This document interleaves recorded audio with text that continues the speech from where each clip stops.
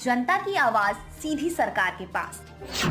हम बनेंगे आपकी आवाज, न्याय और सम्मान की जंग। नमस्कार, मैं हूं आपके साथ अंजना और आप देख रहे हैं वी न्यूज मीडिया। आइए शुरुआत करते हैं आज की बड़ी खबर से। विदिशा जिले के लटेरी तहसील में हुआ हल्ला बोल कार्यक्रम, जिसमें उपस्थित हुए पूर्व मंत्री जयवर्धन सिंह जी, जिन्होंने किसानों के समर्थन फसलों के दाम बढ़ाने के लिए सरकार को ज्ञापन दिया। सोयाबीन की 6000, मक्का 4000, धान के 4000 सरकार से अनाज की फसल के दाम बढ़ाने की मांग की, जिसमें कई जिलों और तहसीलों के अधिकारी और पदाधिकारी और काफी तादाद में किसान एकत्रित हुए। लटेरी से विनोद विश्वकर्मा।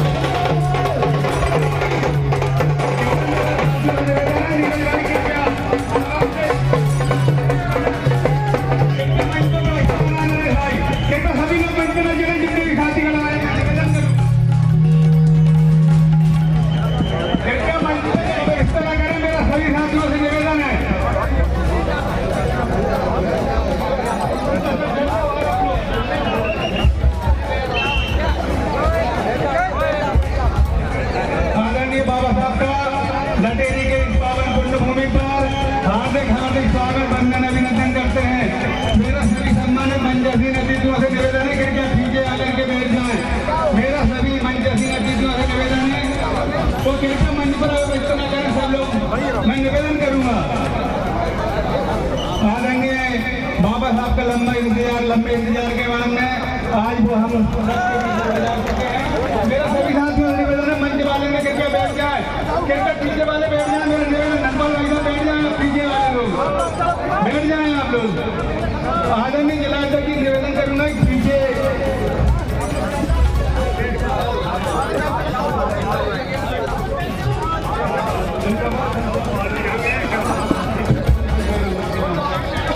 बोल रहा हूँ।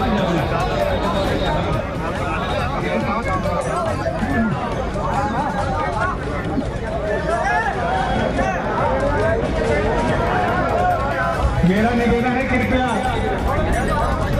रवि भैया जी को व्यवस्था बनवा बाबा साहब के पीछे।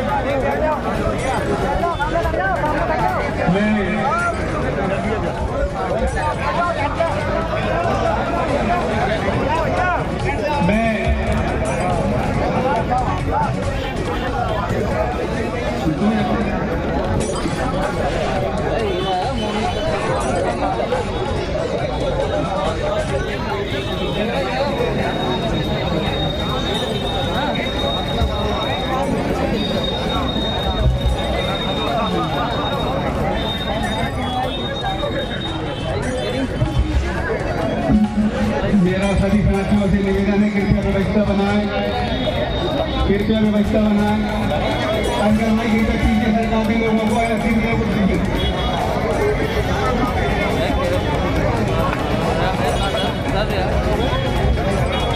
मैं हमारे नगर कांग्रेस कमेटी के अध्यक्ष नीरज अग्रवाल जी, हमारे अनंतपुर ब्लॉक के अध्यक्ष नवीन करेरिया जी और हमारे कार्यकारी अध्यक्ष सुखपाल राजपूत जी से निवेदन करूंगा कि पापा और साल प्रिंसिपल से आदरणीय बाबा साहब और आदरणीय जिला अध्यक्ष जी और प्रभु सिंह राव जी का स्वागत करें।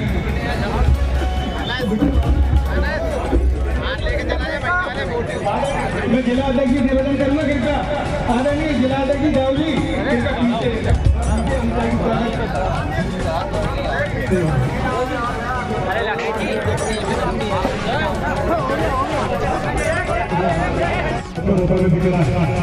और आप अगर उसको क्विंटल में देखेंगे तो बाजार में वही पैकेट अगर क्विंटल में आप नापोगे तो 14,000 की कीमत में बिक रहा है। ये वास्तविकता है भाजपा के राज में। लेकिन आपने कभी विचार किया कि सोयाबीन के पैकेट और सोयाबीन के तेल का पूरे देश में नहीं, देश में सबसे बड़ा उत्पादक कौन है? मैं आपको उत्तर देता हूँ, सोयाबीन के तेल का और सोयाबीन के पैकेट का पूरे देश में नहीं विश्व में सबसे बड़ा उत्पादक मोदी जी के परम मित्र गौतम अडानी जी। तो आप पूरा खेल समझ रहे होंगे। अगर ये दाम सोयाबीन के बढ़ाएंगे, अगर किसान से ज्यादा रेट पे खरीदी होगी, अगर मध्य प्रदेश के एक मेहनती किसान से खरीदी 6,000 में होगी, 5,000 में होगी, 7,000 में होगी, तो मुनाफा किसका कम होगा? मोदी जी के मित्र गौतम अडानी जी के मुनाफा कम होगा। आपको ये बात समझनी होगी, क्योंकि यही बात यही एक कारण है कि जैसे ही सोयाबीन की फसल आने वाली है तो भारत सरकार ने प्रधानमंत्री मोदी जी के माध्यम से विदेशी देशों से सोयाबीन का आयात किया जा रहा है। मैं पूरा कह रहा हूँ, जैसी सोयाबीन की फसल आने वाली होती है, भाजपा सरकार देश में सोयाबीन की फसल बाहर से लाती है हमारे देश में, और जैसे ही बाहर से सोयाबीन की फसल हमारे देश में आएगी तो ये सीधा अर्थशास्त्र है, सीधी अर्थव्यवस्था है। जब भी कोई भी फसल बाहर से आती है, जब वो फसल हमारे देश में आएगी तो जो हमारे जो किसान हैं उनको ही और कम दाम मिलेंगे। और ये बात भाजपा जानती है, लेकिन उनको आपकी परवाह नहीं है। उनको लगता है कि अभी तो किसान को बढ़त दे दो, कल चुनाव है मध्य प्रदेश में, चुनाव 4 साल बाद आएंगे तो वोटिंग के 3 दिन पहले 2,000 रुपए सम्मान निधि के डाल देंगे, 1,250 रुपए लाडली बना के डाल देंगे, पैसे दो और वोट लो। आपसे मेरी हाथ जोड़ के प्रार्थना है, हमको आने वाले समय में इन भाजपाइयों के हाथों में नहीं आना है। हमें बहुत अफसोस है इस बात पर कि जैसे नकारात्मक परिणाम हमें विधानसभा में मिले थे, उससे खराब परिणाम लोकसभा में मिले, लेकिन हमें हमारे जो पड़ोस के राज्य हैं, हमारे आज हमारे भी ऐसे करवा दिए, हमारे गुरु राजा जी के जो प्रतिनिधि हैं, आप इनसे पूछिए, चाहे मध्य प्रदेश में कांग्रेस को सीट नहीं मिल पाई, लेकिन उत्तर प्रदेश में कांग्रेस और सपा की गठबंधन गठबंधन को भाजपा से अधिक सीटें मिली। और उस जगह सबसे बड़ी बात पूरे देश के सामने आई थी, तो ये बात सामने आई थी कि अयोध्या से भी भाजपा को हार मिली थी। मेरे बहुत संबंध उत्तर प्रदेश में थे, मैं कुछ दिन पहले उत्तर प्रदेश गया था, तो मैंने वहां लोगों से पूछा कि हम तो सोच रहे थे कि अयोध्या जहाँ भगवान श्री राम का मंदिर है, वहाँ तो कुछ अलग ही माहौल रहेगा। तो मुझे वहाँ के लोगों ने कहा कि साहब ये जो भाजपा का एक नारा था, भाजपा का एक नारा था जो मैं पसंद नहीं आया। मैंने कहा कौन सा नारा?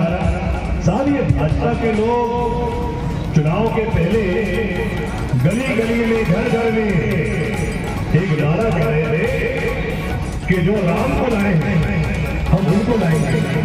तो हमको तो लगा कि जो संगठन और जो दल ये सोचता है कि वो भगवान से ऊपर हो गए हैं और वो भगवान को धरती बना सकते हैं, हम ऐसे के लोगों को कभी स्वीकार नहीं कर सकते। और उन्होंने भाजपा को बहुत बड़ा सबक सिखाया है। और आप देख के ले लो कि जो ये परिवर्तन जिसकी शुरुआत अयोध्या में हुई है, जिसकी शुरुआत उत्तर प्रदेश में हुई है, जिसकी शुरुआत अनेकों और राज्य में हुई है, आने वाले 2019 के लोकसभा चुनाव में राहुल गांधी जी ही प्रधानमंत्री बन के जाएगा। लेकिन मैं आप सबसे वादा करना चाहता हूं, कहीं ना कहीं हमें हमारे लिए अंतर आत्मा में देखना होगा। आपके ऐसा क्या कारण है कि लकेरी चुनाव जिस क्षेत्र के लिए एक कांग्रेस ने किया, यहाँ पर भी ऐसी क्या गलती हमने हमारी और विभाग के विधायक लगातार 2 बार से वो भी लोग बताएंगे